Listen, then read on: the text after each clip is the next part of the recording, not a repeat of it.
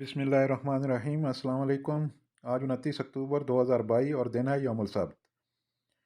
आज सबसे पहले आपके साथ कतर की लेटेस्ट अपडेट शेयर करने वाला हूं। जैसा कि आप जानते हैं, वहां 21 नवंबर से फ़ुटबॉल वर्ल्ड कप शुरू होने वाला है। इस सिलसिले में सिक्योरिटी इदारों की तरफ से एक वीडियो शेयर की गई है जिसमें देखा जा सकता है कि वो कितने एक्टिव हैं और एक्टिव रहेंगे, क्योंकि लाखों लोगों की सिक्योरिटी का सवाल है। स्टेडियम से लेकर गली मोहल्लों और एयरपोर्ट तक सब सिक्योरिटी के बेहतरीन इंतजामात होंगे ताकि मैच खेलने वाले और देखने वालों को कोई परेशानी ना हो। कतर वर्ल्ड कप की सिक्योरिटी में कई मुल्कों ने हिस्सा लिया है, जिसमें पाकिस्तान भी शामिल है।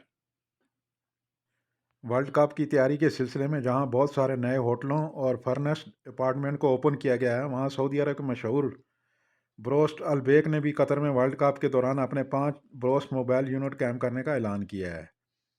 इस ब्रोस्ट की खास बात यह है कि ये बड़ी गाड़ियों पर कैम्प किए गए हैं ताकि इनको इधर से उधर ले जाया जा सके।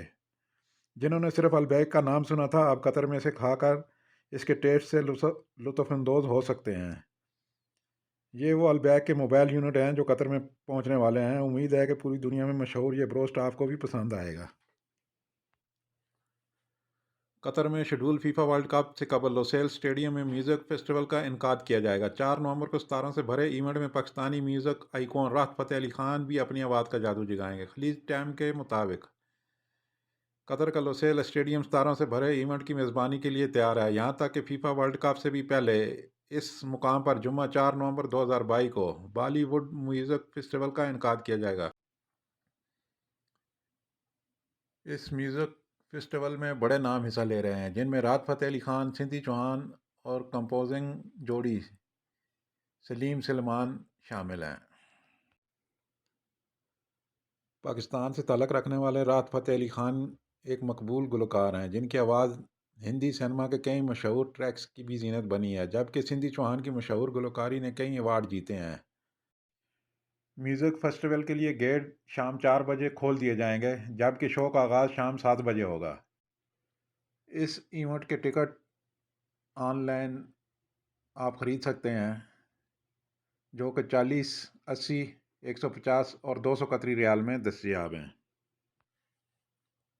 सऊदी अरब की जानिब से आसान शराइत पर वीज़ा की फरहमी मुमकिन बनाए जाने पर हज़ारों तालिब इल्मों ने मुमलकत का रुख कर लिया है। 50,000 से ज़्यादा बैनुल-अक़वामी तलबा ने study in Saudi Arabia program के लिए रजिस्टर अपने आप को किया है। सऊदी गज़ट के मुताबिक सऊदी वज़ारत तलीम ने इस बात की तस्दीक की है बैनुल-अक़वामी तलबा की तादाद 50,000 से ज़्यादा हो गई है।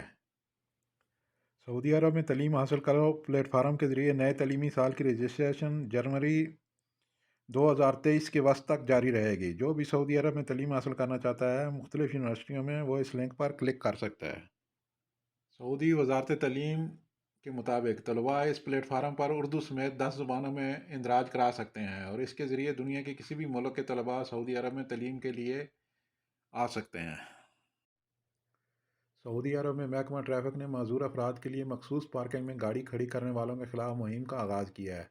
आजिल वेबसाइट के मुताबिक मुख्तलिफ इलाकों में महकमा ट्रैफिक ने ज़वाबित की खिलाफ वर्जी करने पर 2,629 गाड़ियों को ज़ब्त किया है।